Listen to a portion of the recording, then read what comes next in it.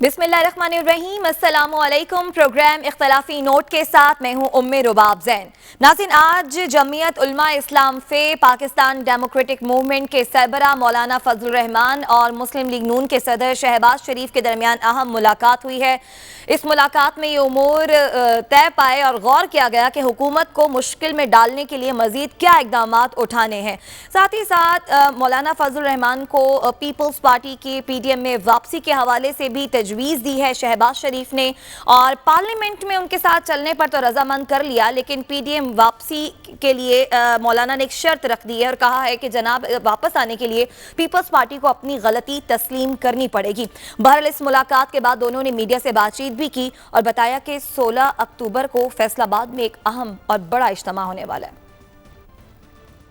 PDM और तमाम political party, उनका न सिर्फ ये मुतालबा है कि इस मुल्क में फिल और शफाफ इलेक्शन करवाए जाएं, और यही रास्ता है पाकिस्तान को दोबारा तरक्की और खुशहाली की मंजिल की तरफ ले जाने का। हमें इस हुकूमत के ख़िलाफ़ मार्च हर सूरत करना होगा और इस हुकूमत को हमें अपना सियासी और कानूनी हक इस्तेमाल करते हुए इसका मुहासबा करना होगा। PDM अपने अहदाफ, अपने नक़्ल-ए-नज़र और अपने मक़ासद के लिए संजीदा और मुतहर्रिक है।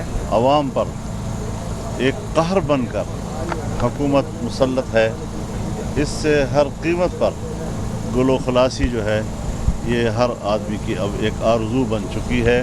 फौरी इलेक्शन ये अब पाकिस्तान की ज़रूरत है। तो आपने सुना, मौलाना फजलुर रहमान कह रहे थे कि PDM इस वक्त संजीदा है और हुकूमत को किस तरह से मुश्किल में डालना है इसका वो लाहेअमल बता रहे थे। हबीब साहब, आप बताइएगा, मौलाना की और शहबाज शरीफ की आज जो मुलाकात हुई है उसके बाद आपको लगता है शहबाज शरीफ की क़यादत में नून लीग और मौलाना फजलुर रहमान यकसू हैं, मुत्तहिद हैं, एक पेज पर है? देखिए, जहाँ तक मुस्लिम लीग नून और मौलाना का ताल्लुक़ है तो वो आप उसे मजमूई तौर पे तो कह सकते हैं कि वो एक पेज पे हैं। मौलाना भी ऐसा कोई काम नहीं करना चाहते जिसकी वजह से पूरे का पूरा सिस्टम डिरेल हो जाए, लेकिन वो अपना एहतजाज का हक़ मुसलसल इस्तेमाल कर रहे हैं और उस दिन से इस्तेमाल कर रहे हैं जब 2018 के इलेक्शन का नतीजा आया था। इसी तरह जो मुस्लिम लीग नून है वो भी बावजूद इसके कि वो पाकिस्तान में फ़ौरी तौर पर इलेक्शन चाहती है, नई हुकूमत चाहती है, और 2018 के इलेक्शन के ऊपर उसकी बड़ी सीरियस रिजर्वेशंस हैं, और रिजर्वेशंस वो बिल्कुल इंतखाबी जालसाजी या इंतखाबी उज़रदारी से बढ़ के पूरे के पूरे निज़ाम के ऊपर हैं, और वो समझते हैं कि किसी ने इस निज़ाम के साथ इस निज़ाम के साथ टैंपरिंग की है जिसकी वजह से नताइज उनके ख़िलाफ़ आए हैं। तो लिहाजा दोनों जमातों का बहुत ही गहरा और बड़ा तवील ये मौक़िफ़ है कि ये सिस्टम आगे नहीं चल सकता बग़ैर नए इलेक्शन के। लेकिन अगर ये कहा जाए कि ये दोनों जमातें वाकई नया इलेक्शन चाहती हैं तो इस हवाले से कुछ आपको शुकूक व शुबात का इजहार मतलब करना चाहिए। उसकी वजह यह है कि मौलाना फजलुर रहमान ने, आपको याद होगा कि एक धरना दिया था और धरने में वो इस्लामाबाद चले गए थे और फिर बाद में इस उम्मीद पे वहाँ से उठे थे कि जनाब अब इलेक्शन तो मार्च में हो जाएगा, लेकिन वो इलेक्शन नहीं हुआ। ये 2019 की बात है और 2020 में उनका ख्याल था कि इलेक्शन हो जाएगा। इसी तरह आपको याद होगा कि आर और पार की कितने नारे जो हैं वो हमने सुने, लाहौर में भी सुने, कराची में भी सुने, लाड़काना में भी सुने, पाकिस्तान के तकरीबन हर शहर में हमने तारीखें भी सुनी कि फ़लाँ तारीख को हुकूमत गिर जाएगी, लेकिन वो भी नहीं गिरी। इसका मतलब ये है कि ये दोनों पार्टियां किसी न किसी सतह पे हुकूमत को गिराने में इंटरेस्टेड नहीं है, लेकिन हुकूमत को मुश्किल में डालने में इंटरेस्टेड है। लेकिन अब ज़रा इनका ये भी अभी आपने फरमाया था अपने इब्तदाइये में कि ये नया तरीका सोच रही हैं कि हुकूमत को मुश्किल में डालने का। लेकिन उम्मे रुबाब, मुझे ये बताइए कि आपने ये अंदाज़ा कैसे लगाया कि इन दोनों जमातों की वजह से हुकूमत मुश्किल में पड़ी है? हुकूमत 2018 के इलेक्शन से बाद आज तक कोई एक ऐसा मौका नहीं आया जिस पे आप कह सकें कि वो मौलाना फजलुर रहमान की वजह से, हाँ धरने की वजह से थोड़ा सा मुश्किल में आई थी, या नवाज शरीफ की वजह से मुश्किल में है, या शहबाज शरीफ साहब की वजह से मुश्किल में है। हुकूमत की मुश्किल अपनी नालायकी है, अपनी परफॉर्मेंस है। हुकूमत ऐसी निकम्मी साबित हुई है कि हर वो काम जो इसने इलेक्शन में कहा था उसके बिल्कुल बरक्स किया या उस तरफ हाथ ही नहीं उठा सके। मिसाल के तौर पे इस हुकूमत ने कहा था पेट्रोल सस्ता करेंगे, 1 रुपया बढ़ता है तो वजीर आजम चोर होता है। कितने रुपए बढ़ गए पेट्रोल के, वजीर आजम आप खुद ही कहते हैं कि इसमें हुकूमत का कसूर नहीं है, आलमी कीमतें बढ़ती हैं तो यहाँ पर भी पेट्रोल बढ़ता है। हबीब साहब नहीं, मसला ये है, चलिए उसके बाद डॉलर, आप डॉलर की जो सूरत हाल है, मैं अब भी ये समझता हूं कि पाकिस्तान में जो डॉलर की कदर है या आप यूं कह लीजिए जो रुपए की कदर है, रुपया अंडर वैल्यूड है, पाकिस्तान के अंदर अंडर वैल्यूड है। उसकी वजह यह है कि यके बाद दीगरे, एक नालायक से दूसरा नालायक, दूसरे नालायक से तीसरा नालायक जो वजारत खजाना में और स्टेट बैंक में आता चला जा रहा है, उसकी वजह से आपका रुपया संभलने नहीं पा रहा। छोटी इंडस्ट्री जिसका जिक्र खुद इमरान खान ने कहा था कि जनाब छोटी इंडस्ट्री को हम सपोर्ट करेंगे, आज तक आपको छोटी इंडस्ट्री की सपोर्ट होती नजर आई। एग्रीकल्चर, पाकिस्तान ऐसा मुल्क है कि जो अपनी चीनी पैदा कर सकता है, अपना गंदम पैदा कर सकता है। शर्म नहीं आती फैसला साजों को कि वो मुल्क जिसके बारे में ये खुद कहते थे कि ऐसा है और ऐसा है, वहां पे चीनी भी इंपोर्ट हो रही है, वहां पे गंदम भी इंपोर्ट हो रही है, ना इनसे ज्यादा पैदावार संभाली जाती है, ना इनसे कम पैदावार मैनेज होती है। तो ये कोई इसमें सियासत, किसी सियासी मुखालिफ ने इमरान खान को इल्ला माशाल्लाह अब तक कोई नुकसान नहीं पहुंचाया।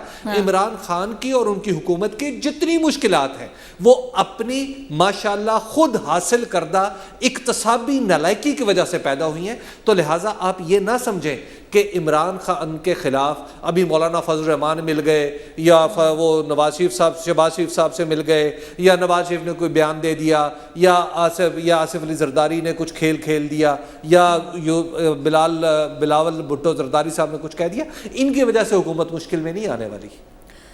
साहब आपकी जानिब आएंगे, आज अहम मुलाकात भी हुई है और तय भी पाया है कि क्या करना है, लेकिन फिर वही बात जो हबीब साहब भी कर रहे हैं कि हुकूमत अपनी नालायकी की वजह से मुश्किल में है। 3 साल को हो गए हुकूमत को, अभी तक हुकूमत को क्या ये बात समझ नहीं आ रही? और जो बात कर रहे मौलाना फजल रहमान के इस बार PDM संजीदा है, तो अब हुकूमत खबरदार हो जाए। मैं हबीब साहब की कुछ बात से इत्तफाक करता हूँ, कुछ से नहीं करता, लेकिन मैं सिर्फ पहले पूछना चलूँ कि मौलाना फजल रहमान साहब आज मरियम नवाज साहिबा के साथ तो नहीं थे ना? नहीं, तो कुछ संजीदा बच्चों से निकल के अब वो कुछ संजीदा, वो खुद कह रहे हैं कि अब इस दफ़ा PDM संजीदा है क्योंकि पहले PDM इतनी संजीदा नहीं था कि थी कुछ। तो देखिए वो तो खैरियत भी दरियाफ्त करने गए थे और फिर उसी बहाने देखिए हम कुछ अरसे से ना सिर्फ हम बल्कि PMLN की अपनी सीनियर लीडरशिप, ख्वाजा आसिफ साहब जैसे लोग जो हैं वो खुद भी ये बताते रहे हैं, कहते रहे हैं कि PMLN के अंदर इस वक्त एक डिवाइड है, नैरेटिव की भी, पॉलिसी की भी। अब से पहले PMLN के बाहर जो मरियम नवाज साहिबा की और नवाज शरीफ साहब की जो कॉन्फ्लिक्ट की पॉलिसी थी, जो पिछले 2 साल से जो रोक सको तो रोक लो, आर या पार और दीगर इस तरह की जो बातें जो की गई, उसके अंदर PMLN से बाहर मरियम नवाज साहिबा का और नवाज शरीफ साहब का एक हामी था उस पॉलिसी के ऊपर, और वो था मौलाना फजल रहमान साहब। जब बिलावल भुट्टो जरदारी साहब भी उस नैरेटिव के साथ नहीं थे, शहबाज शरीफ साहब भी उस नैरेटिव के साथ नहीं थे, दीगर लोग भी उस नैरेटिव के साथ नहीं थे, तो मौलाना फजल रहमान साहब वो आउटसाइड सपोर्ट लेंड करते थे जो कि पार्टी के अंदर से भी तमाम लोग मरियम साहिबा को शायद लेंड नहीं कर पा रहे। और इस बात को अब हम नहीं कह रहे, ये पार्टी के अपने सीनियर लीडरान कह रहे हैं। इस मुलाकात से और बाय द वे इस सपोर्ट की वजह से जो मौलाना फजल रहमान साहब ने जो सपोर्ट मरियम साहिबा को इतना अरसा में दी उनके नैरेटिव के ऊपर, उसकी वजह से उनको कुछ सुबकी भी हुई। लाहौर का जलसा हमने देखा, उसके अलावा बिलावल साहब जब चले गए तो मरियम साहिबा की स्टेटमेंट्स, मौलाना साहब की स्टेटमेंट्स हमने देखी। ये भी रिकॉर्ड के ऊपर आया कि मौलाना साहब ने जरदारी साहब को और नवाज शरीफ साहब को कहा है कि मैं इन बच्चों को नहीं कंट्रोल कर सकता, आप दोनों मेहरबानी करके इनसे बात करें और मेहरबानी करके ख़ुद सियासत के अंदर हिस्सा लें, ये इनके बस की बात नहीं। इस तरह की बातें हमने मीडिया के ऊपर देखी। अब शहबाज शरीफ साहब के साथ जब मौलाना साहब मिल गए हैं तो उस नैरेटिव को जो मरियम साहिबा प्रोपोगेट कर रही थी, मेरा ख्याल है कि सियासी तौर पे उसे कुछ ठेस भी पहुंची है। और हो सकता है कि कल कोई बात दुरुस्त ना हो, मौलाना साहब कल को वापस उसी नैरेटिव पे आ जाएं, कोई और बात हो जाए, लेकिन इस वक्त वो मरियम साहिबा के नैरेटिव से लगता है कि इलेदा और शहबाज शरीफ साहब का नैरेटिव जो कि एक ہمیشہ اپوزیشن پولیٹیکل پارٹیز کا کچھ نیریٹو رہا ہے کہ حکومت ٹھیک نہیں کر رہی ہے, ارلی الیکشنز ہونے چاہیے, عوام کے پاس واپس جانا چاہیے, دیگر چیزیں کرنی چاہیے. اس میں کوئی مسئلہ نہیں ہے. جو ریاست کے اداروں اور افسران کے ساتھ جو محاذر آئی تھی, یہ اس کا نیریٹو نہیں ہے. اس کے اوپر 100 دفعہ سیاست ہو, اس کے اوپر تو سیاست ہونی چاہیے. جمہوریت کا حسن یہ ہے کہ آپ گورنمنٹ کو یہ پالیسیز کو کرٹیسائز کریں, آپ کہیں گورنمنٹ نہیں ٹھیک چل رہی, گورنمنٹ نے یہ مسئلہ کیا, یہ مسئلہ کیا, یہ مسئلہ کیا. اس کے اندر تو کوئی دو رائے نہیں ہے, تو سب کو ایکسیپٹیبل ہے. تو مولانا فضل الرحمان صاحب پہلے جس نیریٹو کے ساتھ کھڑے تھے, ایک تو وہاں سے یہ والی پریس کانفرنس ایفیکٹولی ایک شفٹ ہے. دوسری بات, حبیب صاحب نے بات درست کی کہ اس گورنمنٹ کا سب سے بڑا دشمن جو ہے وہ یہ گورنمنٹ خود ہے. یہ بات پی ٹی آئی کی گورنمنٹ کے لیے بھی درست ہے. عمران خان صاحب کے گرد و نواح میں ایسے لوگ موجود ہیں جو کہ ان کے اس اوریجنل میسج پہ جو انہوں نے الیکٹورل پرومسز کیے تھے اس پر ان کو کام نہیں کرنے دے رہے. ابھی تک گورنر ہاؤس پنجاب جو ہے وہ یونیورسٹی نہیں بنا, نہ اس کی دیوار گری, ابھی تک دیگر اس طرح کے چھوٹے چھوٹے باتیں. اور یہ میں نے ایسی ایک چھوٹی سی بات کی, کے پی کا آپ دیکھ لیں, سندھ کا آپ دیکھ لیں, بلوچستان کا آپ دیکھ لیں, تو چھوٹے چھوٹے وعدے جو کہ ایک ایگزیکٹو آرڈر کے ساتھ ہو سکتے تھے, اس کے درمیان بھی کچھ رکاوٹیں کریٹ کی گئیں اور پارٹی کے اندر سے کی گئیں. بالکل یہ صرف عمران خان صاحب کا مسئلہ نہیں ہے. پاکستان پیپلز پارٹی جب 2008 میں فیڈرل گورنمنٹ کے اندر پاور میں آئی تھی تو پنجاب کے اندر سے ان کو بہت سی سیٹیں ملی تھیں. پاکستان پیپلز پارٹی کو پنجاب سے نون لیگ یا پی ٹی آئی نے نہیں نکالا, زرداری صاحب کی اپنی گورننس نے ان کو پنجاب سے ان کا صفایا کیا. نواز شریف صاحب کی حکومت کو کسی باہر سے لوگوں نے ٹھیس نہیں پہنچائی. عمران خان صاحب دھرنے میں آ کے بیٹھے رہے, 3 مہینے تک تقریباً بیٹھے رہے, گورنمنٹ نہیں ہلی. جب گورنمنٹ گئی, جب گورنمنٹ کے اندر مسائل پیدا ہوئے تو نواز شریف صاحب کی اور ان کی فیملی کے اپنے کیے کردے چیزوں کی وجہ سے گئے کہ ہماری تو باہر تو کیا پاکستان میں بھی کوئی پراپرٹیز نہیں ہے اور یہ ہیں وہ اثاثے and so on and so forth. تو گورنمنٹس پاکستان کے اندر اب سے پہلے بھی یہی کرتی آ رہی ہیں اور عمران خان کی حکومت بھی یہی کر رہی ہے. بڑا اچھا ہو کہ عمران خان صاحب ایک اتنی 60 لوگوں کی کابینہ سے کے اندر یہ ساری باتیں کرنے کے اور پاکستان کو چلانے کی بجائے مہربانی کر کے 3 4 5 چیزوں کے اوپر فوکس کریں اور کچھ کر دیں. کہیں کہ جی 50 چیزیں نہیں ہوئی ہم نے لیکن ہیلتھ کیئر سسٹم ریفارم کر دیا, کہیں کہ 30 چیزیں ہم نہیں کر سکے لیکن پنجاب کی پولیس کا ہم نے نیا قانون پاس کر دیا, اب سے اس طرح چلے گا. کہیں کہ ہم نے 50 وعدے کیے تھے وہ سارے تو نہیں ہو سکے لیکن پٹوار کا سسٹم ہم نے ٹھیک کر دیا. کوئی ایک چیز ڈیلیور کریں جیسے کے پی میں کی تھی اور 2018 کے الیکشن کے اندر ووٹ ملے تھے. حبیب صاحب آپ کی جانب آؤں گی, آج یہ بھی کہہ رہی ہے پی ڈی ایم کہ فوری الیکشن ہو جانے چاہیے. فوری الیکشن ہو جاتے ہیں اور ان کی حکومت آ بھی جاتی ہے تو یہ کون سا تیر مار لیں گے؟ ان کے پاس کیا کوئی روڈ میپ ہے ملک کی حالات کو فوری طور پر ٹھیک کرنے کا؟ اور یہ مطالبہ کر کیوں رہی ہے پی ڈی ایم, کس بنیاد پر کر رہی ہے اور کس سے مطالبہ ہو رہی ہے؟ دیکھیے, ایک تو پہلی بات بنیادی طور پہ یہ سمجھ لیجئے کہ پی ڈی ایم کا مطالبہ جو الیکشن کا ہے وہ آج کا نہیں ہے, وہ 26 جولائی 2018 سے ہے. یعنی آپ کو یاد ہوگا سب سے پہلے مولانا فضل الرحمان نے اس پہ آواز اٹھائی. جو آصف علی زرداری صاحب تھے انہوں نے کہا تھا الیکشن واقعی غلط ہے لیکن ابھی ہم اسمبلی کو چلنے دیں گے. اور اسی طرح پی ایم نے کہا تھا کہ مولانا تھوڑا دن ٹھہر جائیں, ہم الیکشن کے خلاف ہیں, بلکہ ایک کمیٹی بھی بنی تھی, احتجاج بھی ہوا تھا پہلے دن سے. تو الیکشن چونکہ 2018 کا غلط تھا پی ڈی ایم کے نزدیک, اس لیے وہ الیکشن دوبارہ ہونا چاہیے. اسی لیے آپ کو یاد ہوگا کہ جس دن اعتماد کا ووٹ لیا تھا 2018 میں پہلی بار عمران خان صاحب نے, تو اس دن بھی جو ان کے اوپر سلیکٹڈ کی پھپتی کسی گئی تھی. تو لہٰذا آپ کو یہ بات سمجھ میں یہ سمجھ لینا چاہیے کہ جو یہ مطالبہ ہے وہ آج کا نہیں ہے اور حکومتی پرفارمنس کے پرسپیکٹو میں نہیں ہے. دوسری بات میں آپ کو ایک اہم کرنا چاہ رہا تھا, وہ جو ابھی آپ نے جو پہلا سوال اٹھایا تھا وہ یہ تھا کہ کیا شہباز شریف کی صورت میں اب پارٹی شہباز شریف کی سربراہی میں یکسو ہے یا نہیں ہے, پی ایم ایل این. دیکھیں, یہ ایک ایسا سوال ہے جو پاکستان کے بہت سارے سیاسی مسائل کا جواب ہے, اور اس سوال کا جواب اگر آپ مجھ سے یہ دوبارہ پوچھیں کہ کیا پاکستان مسلم لیگ نون یکسو ہو چکی ہے باوجود اس کے کہ شہباز شریف اس کے صدر ہیں, تو میرا جواب ہوگا نہیں, ایسا نہیں ہے.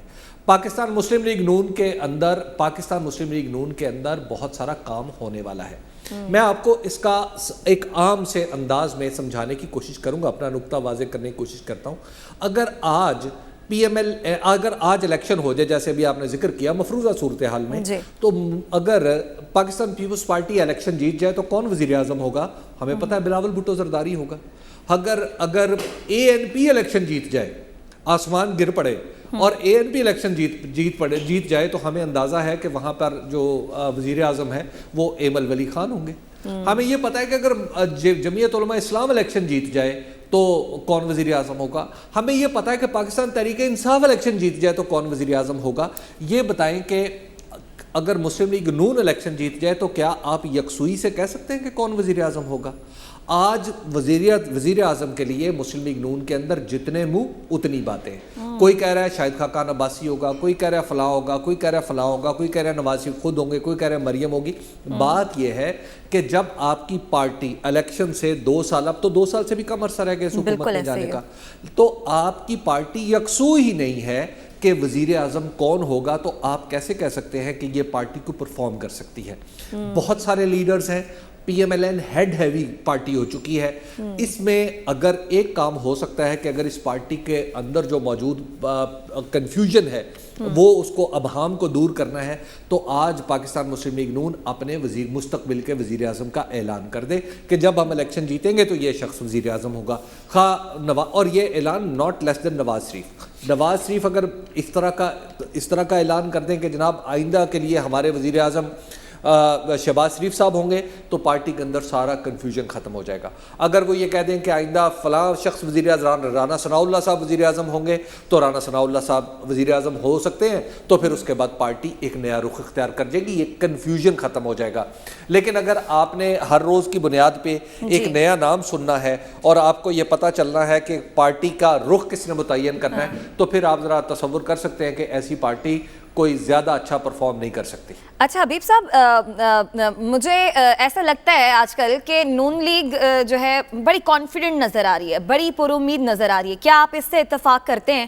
اور یہ بتائیے گا کہ اگر ایسا ہے تو وہ مطلب کیا وجہ ہو سکتی ہے کہ آئندہ الیکشن کے حوالے سے نون لیگ اتنی کانفیڈنٹ کیسے ہے؟ اور حبیب صاحب ذرا یہ بھی بتائیے گا کہ اگر نواز شریف صاحب ایک اناؤنسمنٹ کر دیں کہ آئندہ سے وزیر اعظم شہباز شریف ہوگا, تو انہیں پارٹی شو کاز نوٹس تو نہیں کر دے گی؟ نہیں صاحب, ایسا کچھ بھی نہیں ہوگا. دیکھیے بات یہ ہے کہ اگر آپ دیکھیے ہمیشہ پارٹیز کے اندر مختلف الخیال لوگ ہوتے ہیں, اور پارٹی کے اندر 1 2 3 4 وزارت عظمیٰ کے لیے جو دنیا کے جو ڈیموکریسی ہے وہاں پہ یہ طے ہوتا ہے کہ کیا ہوگا, اگر یہ لیڈر نہ رہا تو دوسرا بن جائے گا, دوسرا نہ رہا تو تیسرا بن جائے گا. تو دنیا میں آپ کو پتہ ہے کہ جو پارلیمنٹری ڈیموکریسی ہے اس کے اندر پروسیس کچھ اور چلتا ہے. پاکستان میں پروسیس بالکل نہیں چلتا. یہاں پر پولیٹیکل پارٹی جو ہیں یا تو ابا جان کہہ دیتے ہیں یا والدہ ماجدہ کہہ دیتی ہیں, یا مطلب بیوی شوہر کو کہتی ہے, شوہر بیوی کو کہہ دیتا ہے. تو اس طرح پارٹیاں چلتی ہیں. تو لہٰذا یہاں پہ پارٹیوں کا حکم, پارٹیوں جو دنیا میں ڈیموکریٹک پارٹیز کا حکم ہے, پاکستانی پارٹیز پہ اس طرح شاید نہیں لگتا. لیکن بہرحال یہ جو پر امید ہونا ہے, یہ ہر پولیٹیکل پارٹی پر امید ہے. آپ نے دیکھا نہیں, عمران خان صاحب آپ خود کہتے ہیں کہ میں اگلا الیکشن جیت کے دکھاؤں گا. بالکل. لیکن نون لیگ کا کانفیڈنس کچھ اور ہی دکھائی دے رہا ہے. مطلب آپ کہہ رہے ہیں کہ یہ ریگولر ہے, ہر پارٹی جیسے پر امید ہے ایسے ہی نون لیگ بھی ہے. ٹھیک ہے. سعد صاحب آپ کی جانب آئیں گے.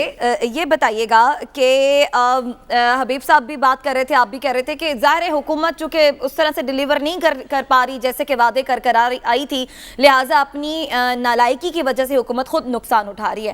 پیپلز پارٹی کی PDM میں واپسی کے حوالے سے جب باتیں ہوتی ہیں تو پیپلز پارٹی بڑی کانفیڈنٹ ہے, اور وہ کہتی ہے کہ جناب جب ہم PDM میں تھے تو جو ہم لاہ عمل دے رہے تھے اسی کی بنیاد پر PDM نے حکومت کو مشکل میں ڈالا. اب آپ کو کیا لگتا ہے کہ PDM کے بغیر یہ ساری جماعتیں مل کر حکومت کو ٹف ٹائم دے سکیں گی؟ دیکھیے پیپلز پارٹی کے بغیر تو کوئی PDM نہیں ہے نا, وہ تو اس کے بغیر تو ایک لولی لنگڑی سی PDM پہلے بھی چل رہی تھی, تو اس کا تو کوئی زیادہ فائدہ نہیں. اور پیپلز پارٹی کو واپس لانے کے لیے کچھ لوگوں کو اپنی ایگو سوالو کرنی پڑے گی, اور اس ملک کے اندر جو سب سے مشکل کام ہے کسی بھی سیاستدان کے لیے, خاص طور پہ چند سیاستدانوں کے لیے, وہ ایگو کو سوالو کرنا ہے کہ نہیں ہمارے سے غلطی بھی ہو سکتی ہے. آپ کسی اور ساتھ پیپلز پارٹی واپس آئے بھی تو کیوں, ہاں آئے گی بھی تو کیوں, اور آپ کسی سے پوچھ لیں, آپ پیپلز پارٹی کے کسی بندے سے پوچھ لیں, ان سے کہیں یار میں آپ سے جاننا چاہتا ہوں کہ انسان خطا کا پتلا ہے, زرداری صاحب نے کبھی کوئی خطا کیا, تو وہ کہیں گے نہیں مینوں یاد تو کوئی نہیں پہنتا, ہو سکتا ہے شاید, لیکن میں نے کبھی نہیں دیکھی. آپ نون لیگ سے پوچھ لیں کہ کبھی نواز شریف صاحب کی خطا آپ نے دیکھی ہے, تو وہ کہیں گے نہیں ہمارے لیڈر نے تو کبھی نہیں کی. PTI کے اندر بھی آپ عمران خان صاحب کے بارے میں پوچھ لیں تو لوگ کہیں گے کہ آج تک انہوں نے جو کیا ہے وہ درست کیا ہے. تو ایگوز جو ہیں, ہماری سیاست کی ایگوز جو ہیں وہ تو تقریباً انسرماؤنٹیبل ہیں. गुजारिश ये है कि जमहूरियत की बात हबीब साहब ने की, बात बिल्कुल दुरुस्त है कि किसी भी पॉलिटिकल पार्टी के अंदर, वेस्ट के अंदर भी जमहूरियत का वादा ये है कि अल्टरनेटिव लीडरशिप मौजूद होगी, कि लोगों के मुख्तलिफ राय होगी, उस राय वो राय आमा से वो पॉलिटिकल लीडर्स की राय बनेगी, जो कंस्टिट्यूंसी के लोगों की राय है वो पॉलिटिकल उस कंस्टिट्यूंसी के रिप्रेजेंटेटिव की राय होगी, वो उसको अपनी पार्टी के अंदर भी प्रोपोगेट करेगा, पार्लियामेंट में भी प्रोपोगेट करेगा, लोगों की आवाज़ आगे तक पहुंचेगी जिसमें डिफरेंस ऑफ ओपिनियन होगा। लेकिन ये जमहूरियत कम अज़ कम मैंने तो पाकिस्तान में कभी नहीं देखी। हमारे पास तो डेमोक्रेसी नहीं, डेमोक्रेसी प्राइवेट लिमिटेड है ना, ये आप ऐसे ही अब इसके ऊपर हम ज़्यादा जोक भी नहीं कर सकते, क्योंकि हर पॉलिटिकल पार्टी के नाम से एक कंपनी भी बाहर बनी हुई है जो कि foreign funding case election commission में चल रहा है। एक पाकिस्तान मुस्लिम लीग प्राइवेट लिमिटेड के नाम से अमेरिका के अंदर कंपनी बनी हुई है, एक पीपल्स पार्टी के नाम से बनी हुई है, एक पीटीआई के नाम से बनी हुई है।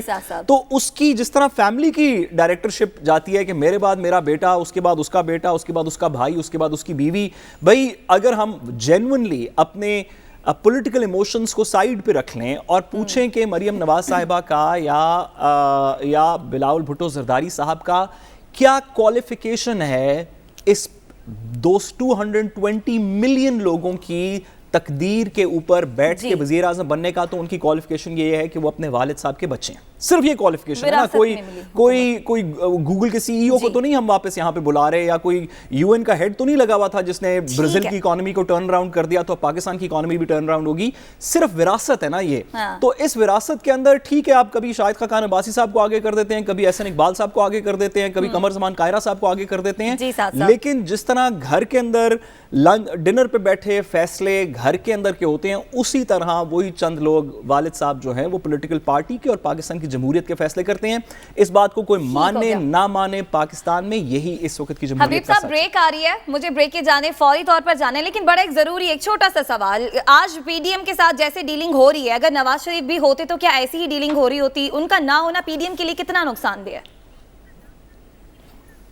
अच्छा, आपको याद नहीं है कि जब मौलाना फजल रहमान ने धरना दिया था तो उस वक्त जनाब नवाज शरीफ साहब पाकिस्तान में ही थे ना जी, तो उस वक्त भी तो डीलिंग ऐसे ही हुई थी, नीमे बरू। उस वक्त भी मौलाना फजल रहमान लाहौर इसलिए आए थे कि उनका बड़ा शानदार इस्तकबाल हुआ।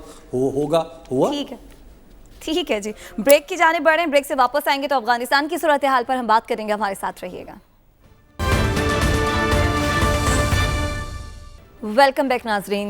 तालिबान को इक़्तिदार में आए अफ़गानिस्तान में, उसके बाद फिर से दहशत गर्दी अफ़गानिस्तान में एक बार फिर सर उठाने लगी है। गुज़िश्ता रोज़ कंदोज़ में मस्जिद में धमाका हुआ, आज भी दहशत गर्दी का वाक़या रिपोर्ट हुआ और पिछले गुज़िश्ता कुछ दिनों में भी ऐसे वाक़यात अफ़गानिस्तान में रिपोर्ट हुए हैं। कल जो वाक़या हुआ उसकी ज़िम्मेदारी दाइश ने कबूल की और अफ़गान तालिबान ऐसा कहते हैं कि वो इन लोगों से निमटने की सलाहियत भरपूर तरीके से रखते हैं। एक तो ये मामला, इस सारी सूरत हाल पर पाकिस्तान में वज़ीर आज़म इमरान खान की ज़ेर सदारत कौमी सलामती कमेटी का अहम इजलास भी हुआ। दूसरी तरफ अमेरिका के अफ़गानिस्तान से इनखिला के बाद और तालिबान के इक़्तिदार में आने के बाद पहली बार बाज़ाब्ता जो है वो मुज़ाकरात भी हो रहे हैं। इस तमाम तर सूरत हाल पर हम बात करेंगे। हमारे साथ तुर्क टीवी के सहाफ़ी हसन अब्दुल्ला मौजूद हैं। हसन, अफ़गानिस्तान की सूरत हाल के हवाले से बताइएगा, तालिबान को इस बात का एहसास है जो सूरत हाल वहाँ पर बिगड़ रही है? देखिए, मेरे ख्याल से इस बात का अंदाज़ा तो उनको है कि ज़ाहिर है अगर आप स्टेटिस्टिक्स पर नजर डालें तो बिलखुसूस नंगरहार, कुनर वगैरह की तरफ काबुल में भी जिस तरह के वाक़यात पेश आ रहे हैं, आईडी हमले हो रहे हैं, मुख्तलिफ एम्बुश वगैरह हो रहे हैं, तो इससे ये तो मेरे ख्याल से वाज़ेह है। दाइश ने तकरीबन गुज़िश्ता 2 हफ्तों में कोई 50 के करीब हमलों की जिम्मेदारी कबूल की, जिसमें बाद छोटे हमले भी शामिल थे। सवाल यहाँ पर ये पैदा होता है कि क्या तालिबान ने दाइश की जो कैपेबिलिटी थी उसको अंडर एस्टिमेट किया, क्योंकि दाइश और तालिबान की लड़ाई तो काफ़ी अरसे से चल रही है। अलबत्ता अब एक फ़र्क ये है कि इस वक्त तालिबान स्टेट एक्टर है, नॉन स्टेट एक्टर नहीं है। तो यहाँ पर मेरे ख्याल से उनको अपनी जो कैपेबिलिटीज़ हैं और दाइश की कैपेबिलिटीज़ हैं उनका दोबारा से हसन साहब, ये हसन सब लोग ये पूछते हैं, बात करते हैं कि एनडीए सब मौजूद नहीं है, लेकिन अब सवाल यहाँ पे ये पैदा होता है हसन के कुछ ऐसा मामला कि क्या वो जो एक स्टेट स्ट्रक्चर निमटने के लिए चाहिए इस तरह की कुव्वतों से, दाइश हो या कोई और ग्रोह हो, کیا وہ اسٹیٹ سٹرکچر ایک گزشتہ 2 مہینے میں ڈیولپ ہوتا ہوا نظر آ رہا ہے, جیسا کوئی NDS ہو, جیسا کوئی باقاعدہ پولیس ہو, کوئی سراغ رسانی کا ادارہ ہو؟ کیا آپ کو نظر آیا ہے اتنے دن میں وہاں پہ کچھ ڈیولپمنٹ اس حوالے سے؟ دیکھیں حبیب سے, جہاں تک اسٹیٹ اسٹرکچر کی بات ہے, سب سے بڑا چیلنج تو اس وقت معاشی ہے. اسٹیٹ اسٹرکچر ڈیولپ کرنے کے لیے آپ کو جس قسم کی اکنامک صلاحیت درکار ہے وہ یہاں پر موجود نہیں ہے.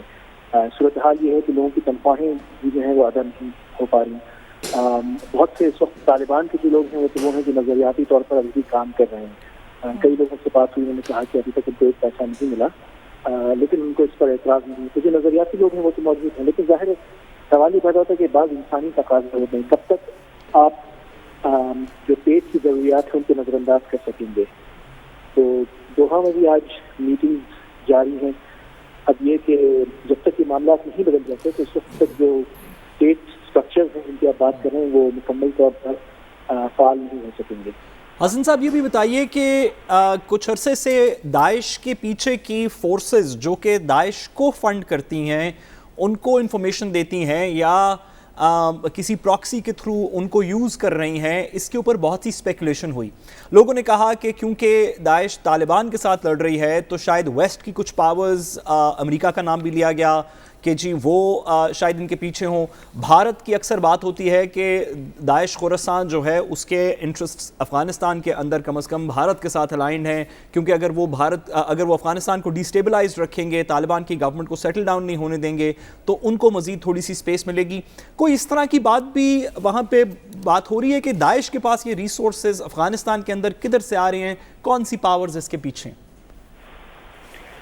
دیکھیں داعش کا ایک تو لوکل نیٹ ورک موجود ہے. جہاں تک سیمیٹریکل وارفیئر کا تعلق ہے, جو غیر روایتی جنگ ہوتی ہے, اس میں عموماً وسائل اس حد تک درکار نہیں ہوتے جس حد تک ایک روایتی جنگ میں درکار ہوتے ہیں. تو ایک IED تیار کرنے میں, ایک پریشر کوکر بم بنانے میں اتنا خرچہ نہیں ہوتا. اس کے وسائل آپ کو لوکلی مل جاتے ہیں, جس طرح کہ ہم ننگرہار میں مثال کے طور پر دیکھ رہے ہیں. البتہ جب طالبان سے بات ہوئی ہے تو وہ یہ بات کر رہے ہیں کہ آپریشنل الائنسز ہو سکتے ہیں کے طور پر جو نیشنل ریزسٹنس فرنٹ ہے, اس کے بعد حامی بھی یہ کہہ رہے ہیں کہ باوجود اس کے نظریاتی اختلافات ان کے داعش سے اپنی جگہ, داعش جو ہے وہ اسلام کا نام لیتی ہے اور وہ تو کھل کے سیکولر قوم پرست ہیں, ایتھنو نیشنلسٹ ہیں, NRF والے, لیکن اس کے باوجود ایک آپریشنل الائنس کی طرف بعض لوگوں نے اشارہ کیا کہ داعش کے ساتھ مل کر طالبان کو کمزور کیا جائے. جہاں تک ریاستوں کا تعلق ہے تو بعض پڑوسی ممالک کے مثال کے طور پر تاجکستان کے ساتھ اس وقت طالبان کے تعلقات بہت کشیدگی کا شکار ہیں. تو کھل کر تو کوئی طالبان نے بیان نہیں دیا, لیکن جب آپ آف کیمرہ ان سے بات کریں تو وہ بعض ممالک کی طرف اشارہ کرتے ہیں کہ یہ ممالک ایک بیلنسنگ فیکٹر کے طور پر داعش کی حمایت کر سکتے ہیں. اور اس میں کوئی یہ جو کیونکہ کچھ اس طرح کی اسپیکولیشنز بھی ہیں کہ امراللہ صالح اور دیگر لوگ شاید تاجکستان میں ہیں, کچھ ان کی طرف سے ان کے کچھ ریمننٹس بھی موجود ہیں شاید افغانستان کے اندر جو کہ ان کے سپورٹرز ہیں, اس طرح کے بھی کوئی ایلیمنٹ اس میں شامل ہو سکتا ہے؟ جی بالکل. دیکھیں ہم میرے خیال سے عراق سے ہم سبق سیکھ سکتے ہیں. عراق میں جب اسلامک اسٹیٹ آف عراق سے بڑھ کر مجاہدین شورا کونسل بنی اور اس کے بعد پھر اسلامک اسٹیٹ آف عراق جب وجود میں آتی ہے اور آگے جا کے پھر وہ Islamic state of Iraq and شام اپنے آپ کو ڈکلیئر کرتے ہیں, تو ایک چیز یہ ہم نے دیکھی تھی کہ جو صدام حسین لوئلسٹ تھے, جو سیکولر باسسٹ تھے, عرب سوشلسٹ جو تھے, ان کا اسلام سے کوئی لین دین نہیں تھا, لیکن جب ان کے پاس کوئی اقتدار چلا گیا تو ان میں سے بہت سے لوگوں نے داڑیاں رکھی اور وہ داعش میں شامل ہو گئے. تو یہی صورتحال یہاں بھی دیکھی جا سکتی ہے کہ امراللہ صالح یا جو بعض NDS سے وابستہ لوگ تھے جو افغانستان میں موجود ہیں, ظاہر ان کے نیٹ ورک موجود ہیں, وہ بھی کسی قسم کی آپریشنل الائنسز قائم کر سکتے ہیں یا پھر داعش میں شامل ہو سکتے ہیں. یہی صورتحال آپ کہہ رہے ہیں کہ یہاں پر بھی دیکھی جا سکتی ہے. بہت شکریہ. صحافی حسن عبداللہ افغانستان سے ہمارے ساتھ موجود تھے. حبیب صاحب, طالبان کہتے ہیں کہ ہم آزادانہ طور پر داعش سے نمٹنے کی صلاحیت رکھتے ہیں, آپ ایسا ہی سمجھتے ہیں؟ دیکھیے میرا نہیں خیال کہ طالبان کا یہ دعویٰ قابل قبول ہے. اس کی وجہ یہ ہے کہ طالبان اگر واقعی اتنی صلاحیت رکھتے تو اب تک داعش کا تو وہاں سے وجود ختم ہو جاتا. اس کی وجہ یہ نہیں ہے کہ طالبان کے پاس وسائل بہت زیادہ ہیں. میں اس کی وجہ دراصل یہ سمجھتا ہوں کہ خود طالبان آج سے کچھ عرصہ پہلے تک انسرجنٹس تھے. جب وہ انسرجنٹس تھے تو انہیں بہت اچھی طرح پتہ تھا کہ کون سی جگہ پہ ٹھکانے کس کے ہیں, اور انہوں نے اس وقت بھی جب وہ انسرجنسی کر رہے تھے امریکہ اور اس کی کٹ پتلی حکومت حکومت کے خلاف، تو اس وقت بھی انہیں پتا تھا کہ فلاں جگہ پہ داعش ہے اور وہاں سے انہوں نے اس کو مار بگایا. خاص طور پر جو وزیر داخلہ سراج الدین حقانی ہیں، ان کا بہت ہی زیادہ اہم کردار تھا. تو بات یہ ہے کہ اب ایسا کیا ہو گیا ہے کہ جو داعش جو ہے وہ انہیں بھاری پڑتی ہوئی نظر آ رہی ہے. خیر یہ تو بھی کہنا مشکل ہے کہ بھاری پڑ رہی ہے طالبان کے اوپر، لیکن بہرحال طالبان کا یہ میک اور بریک کا پیریڈ ہے. اس پیریڈ میں اگر اس طرح کے واقعات ایک تسلسل کے ساتھ رونما ہوتے ہیں تو یقینی طور پر طالبان کمزور ہوں گے. لیکن اب سوال یہاں پہ یہ پیدا ہوتا ہے کہ کیا داعش کو کنٹرول کرنے کے لیے کوئی اسٹیٹ سٹرکچر ہے؟ میں جب افغانستان میں تھا اس وقت بھی وہاں میں دیکھ رہا تھا کہ معاشی مشکلات کی وجہ سے آپ ایک عام سادہ سا پولیس کا سٹرکچر بھی ڈیولپ نہیں کر پا رہے. چاہے جائے کہ آپ اتنا انٹریکیٹ سراغ رسانی اور انٹیلیجنس پر مبنی ایک نیٹ ورک بنائے جو اس طرح کے عناصر کا سراغ لگا کر ان کا کلا کما کر سکیں. تو لہٰذا اس وقت ہمیں اب یعنی طالبان کی مدد کی ضرورت ہے پوری دنیا کو. وہ جو عمران خان بار بار کہہ رہے ہیں نا کہ آپ طالبان کی مدد کریں، انہیں اکیلا نہ چھوڑیں، اور خود آج طالبان کے ساتھ امریکہ بھی ایک انٹریکٹ کر رہا ہے. تو سب سے پہلا مسئلہ یہ ہے ان کا معاشی. جب آپ ان کا معاشی مسئلہ حل کریں گے تو اس کے نتیجے میں وہاں پر دوسرے مسائل بھی حل ہونا شروع ہو جائیں گے. اور اگر معاشی مسئلہ حل نہ ہوا تو باہر سے بیٹھا ہوا کوئی بھی شخص جو ہے وہ تھوڑے سے پیسے بھیج کے وہاں پر کوئی پریشر کوکر بم بنوا دے گا، وہاں پہ کوئی پائپ بم بنوا دے گا، کوئی اس طرح کا اور بم لگوا دے گا. آپ کو یاد ہوگا کہ یہ جو بم بنانا ہے نا، یہ اس کی ٹیکنیک اتنی سادہ ہے کہ پہلے معاف کیجیے گا جی، جب امریکہ اور نیٹو فورسز افغانستان میں موجود تھیں تو پاکستان کے سے ہونے والی فرمائشوں یا پاکستان سے ہونے والے مطالبوں میں ایک مطالبہ یہ بھی ہوا کرتا تھا کہ ہماری طرف سے یعنی پاکستان سے کابل کے اندر کھاد نہ جائے، یوریا اور ڈی اے پی نہ جائے، بالخصوص یوریا نہ جائے، کیونکہ یوریا کھاد جو ہے وہاں پہ بم بنانے میں استعمال ہو سکتی تھی کیونکہ اس میں نائٹروجن کا بہت زیادہ ایلیمنٹ ہوتا ہے. تو اس وقت یہ باقاعدہ طور پر ہماری سیکیورٹیز ایجنسیز کو کہا جاتا تھا کہ آپ اس کو روکیں. تو ہمیں کئی بار امریکہ کے دباؤ پر اپنی جو کھاد ہے وہ روکنی پڑتی تھی تاکہ افغانستان نہ جائے. اور افغانستان میں ظاہر باغات ہیں وہاں پھلوں کے، وہاں پہ یوریا کی بھی ضرورت ہے، ڈی اے پی کی بھی ضرورت ہے. تو یوریا وہاں پہ بالخصوص نہ جائے، جس کے نتیجے میں وہاں پہ ایک الگ کرائسس پیدا ہو جاتا تھا اور لوگ جو ہے وہ پھر دوسری طرف چل پڑتے تھے پوسٹ کی کاشت کی طرف. تو یہ ایک عجیب و غریب صورتحال پیدا ہو جاتی ہے اگر آپ کے پاس وسائل کم ہوں. تو وسائل جو ہیں اس وقت طالبان حکومت کی ضرورت ہے، وہ انہیں پورے کرنے چاہیے. سیاست وسائل طالبان حکومت کی ضرورت ہے، ان کے پاس وسائل کم ہیں. داعش حملے ایسے وقت میں کر رہا ہے جب معاشی مسائل بھی ہیں افغانستان میں. ظاہر ہے وہ جو ایڈ پہلے آ رہی تھی اب وہ ایڈ نہیں آ رہی. آپ کیا سمجھتے ہیں کہ افغانستان میں طالبان کی گرفت کچھ کمزور پڑ رہی ہے یا پڑے گی؟ میرا نہیں خیال کہ اس طرح کی بات ہے. دیکھیے معاشی وسائل والی بات حبیب صاحب کی درست ہے. افغانستان کے اندر بڑا سیریس ریسورسز کا پرابلم ہے، خاص طور پہ کیش ریسورسز کا پرابلم ہے کہ اس مہینے سرکاری ٹیچروں کو تنخواہ کیسے جائے گی، پولیس والوں کو تنخواہ کیسے جائے گی، کلرکوں کو تنخواہ کیسے جائے گی، باہر کھڑے ہوئے ریگولر جو گورنمنٹ کے ملازمین ہیں جو کہیں پہ گارڈ کھڑا ہے، کسی چیک پوسٹ پہ کھڑا ہے، اس کو تنخواہ کیسے جائے گی. تو یہ والی بات تو درست ہے. اور دیگر افغانستان کے جو معاملات ہیں، بینکس کیسے چلیں گے، بجلی کے بل کیسے دیے جائیں گے، بجلی پروڈیوس کیسے ہوگی، سو آن اینڈ سو فورتھ، یہ معاملات تو بالکل درست ہیں. لیکن دیکھیے ہمیں یہ بات ذہن میں رکھنی چاہیے کہ افغانستان طالبان ایفیکٹولی ایک نان کنونشنل گوریلا فورس ہے. مطلب جب وہ امریکہ سے لڑ رہی تھی، نیٹو کی فورسز سے لڑ رہی تھی، تو طالبان کے پاس کوئی کورز اور ڈویژنز اور بریگیڈز اور اس طرح نہیں تھے جو کہ کسی بھی کنونشنل آرمی کے اندر ہوتے ہیں. انہوں نے گوریلا وارفیئر کے تھرو انہوں نے ایک بڑی دنیا کی سب سے بڑی کنونشنل آرمی کو، جو کہ جس میں کہ 50 سے زائد ملک شامل تھے اور ان کے ساتھ ایئر سپورٹ تھی، ٹیکنالوجی تھی، دیگر چیزیں تھیں، ان کو شکست دی ہے.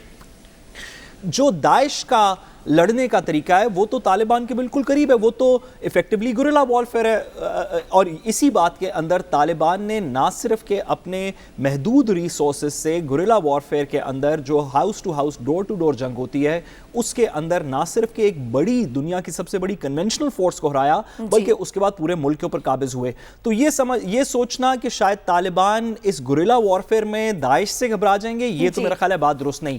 کیا اس میں افغانستان کا نقصان ہوگا؟ کیا داعش کچھ حملے کر سکے گی بیرون ملک اور دیگر سپورٹ کے ساتھ؟ اور کیا افغانستان کا نقصان ہوگا؟ نقصان ضرور ہوگا، لیکن میرا نہیں خیال کہ داعش کی وجہ سے طالبان کسی وجہ سے بھاگ جائیں گے اور پھر کوئی اور یہاں پہ امراللہ صالح آ جائے گا واپس. ٹھیک ہے، بریک کی جانب بڑھیں، واپس آئیں گے، ہمارے ساتھ رہیے گا.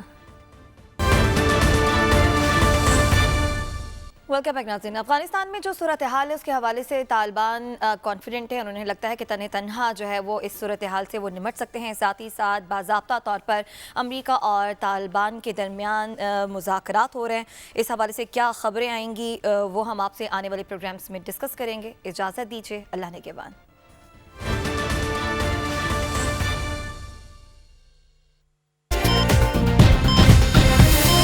दुनिया खबर की दुनिया।